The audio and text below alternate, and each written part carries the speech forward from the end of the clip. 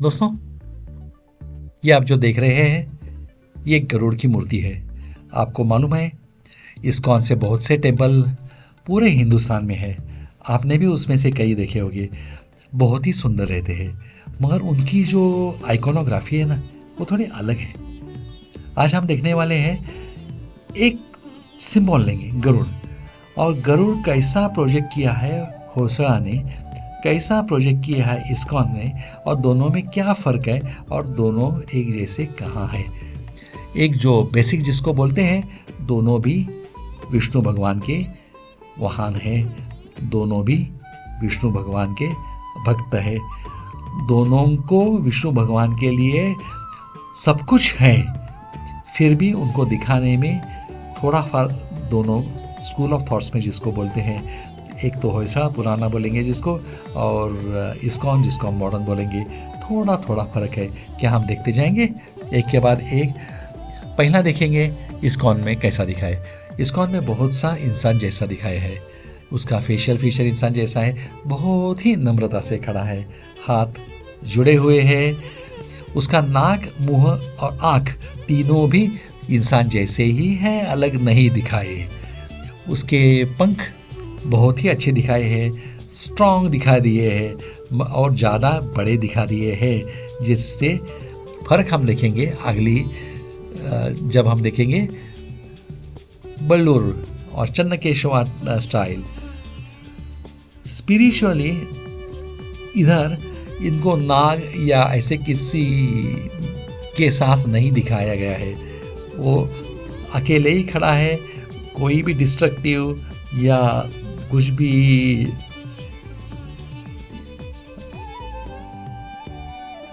सांप या ऐसे कुछ हिंसा नहीं दिखाई गई है। कहाँ? इस्कॉन में। अभी अगर बल्लूर का देखा तो उधर का कंसेप्ट क्या था कि गरुड़ ये विष्णु भगवान का व्हीकल है, यानी कि जहाँ भी विष्णु भगवान को जाना होता है गरुड़ उनके साथ जाता था। अगर वो युद्ध को गए तो युद्ध में भाग लेता था, अगर किसी दुश्मन को, किसी राक्षस को, डेमोन को मारना है तो उसमें भी वो भाग लेता था। और उसने खुद को एक विक्ट्री सिंबल जिसको बोलते हैं वैसा प्रूव किया था। उसने सर्पों को मारा था तो उनकी जो कुछ विश्व था उसने उसके ऊपर विक्ट्री बनाने की वजह से वो हमेशा उनके पाँव के तले वो सांप को दिखा देते थे कि इसने उनसे विक्ट्री ली है।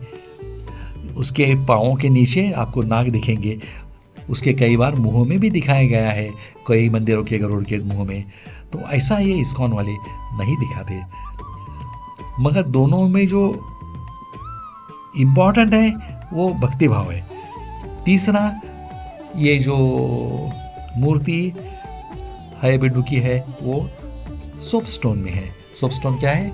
जब मोल्ड करते हैं तो सॉफ्ट रहता है और जब दिन जाते हैं तो हार्ड होता जाता है। इसलिए 700 साल के बाद भी आज आपको जो उधर की मूर्तियाँ दिखती है उसको देख के आप बोलते हैं सुपर ह्यूमन, कोई भी इंसान इसको नहीं बना सकता। तो ऐसी चीज़ों उन्होंने बनाई, उसमें ही उन्होंने गरुड़ बनाया था, उसमें ही आइकॉनोग्राफी गरुड़ की बनाई थी, और वो आज मैं आपको बोलने वाला था। तो अगर देखा जाए तो इस्कॉन का भक्ति है, डिवोशन है, बल्लूर का शक्ति है, धर्म है, ताकत है, और डिवोशन तो है ही। तो चलो अभी आगे देखेंगे क्या क्या फ़र्क है। इस्कॉन ने उसको अंजलि मुद्रा में दिखाया। अंजलि मुद्रा ये भक्ति मुद्रा है, चेहरे पे बहुत सोबर भाव है, और बल्लूर वालों ने उनको अंजलि मुद्रा में ही दिखाया है, मगर नीज पे ऊपर दिखाया है, यानी कि he is agile, he is ready, he just saying let's go, कहाँ जाना है, क्या करना है। वो हमेशा विष्णु जी का साथ रहता था, युद्ध पे जाता था। इस्कॉन के गरुड़ के चेहरे पे जेंटल ह्यूमन लाइक है, काम है, डिवोशन है, वर्सेस चिन्नकेशवा के टेम्पल का गरुड़ फियर्सफुल है, डरावना है, वो पंछी जैसा है, उसको नाक हुड जैसा है, और उसके आईज थोड़े सेपरेटेड है। उन्होंने पंछी और इंसान इस दोनों का मिलाप करने का प्रयास किया है। अभी हेड अगर देखें तो पूरा इंसान जैसा है इस्कॉन वालों का। अगर बल्लूर का देखें तो उन्होंने थोड़ा सा पंछी जैसा बनाने की कोशिश की है। कई बार नाक लंबा दिखाया जाता है, कई बार मुंह बीक जैसा दिखाई देता है। ऐसे अलग अलग तरीके से वो पेश करते हैं। अगर पंख देखे जाए तो बहुत सी अच्छी तरह से इस्कॉन वालों ने दिखाया है। बल्लूर में इलेबोरेट है और साइज है, यानी कि शरीर के बराबर है, वो ज़्यादा बाहर नहीं आए हैं। और उसके ऊपर शार्प फीचर्स भी दिखाए, शार्प पैटर्न्स भी दिखा दिए हैं बल्लूर में। गारमेंट्स तो इस्कॉन वालों ने उसके धोती पहनी है और वो है लाल कलर या पीला कलर उनका रहता है, दूसरा कोई भी कलर नहीं रहता। चन्नकेश्वर ट्रेडिशनल और the earlier Garuda is also shown, उसको भी धोती में दिखाया है। उसको मगर एक वेस्ट बैंड है और ज्वेलरी है जो इस्कॉन वालों के गरुड़ में नहीं है। इस्कॉन वालों का गरुड़ ये एक शैरियट बनाया है, इसके अंदर राधा कृष्ण है और सामने घोड़े हैं। इसके बीच में इनको खड़ा कर दिया है गरुड़ को। तो मंदिर के सामने है, गर्भगृह के बाहर है, मगर घोड़ों के पहले है। तो वैसा देखा जाए तो चन्नकेश्वर टेम्पल में वो बाहर है, उसका मंडप अलग नहीं है, इसके बाहर ही है, ओपन एयर में है वो। उसके बाद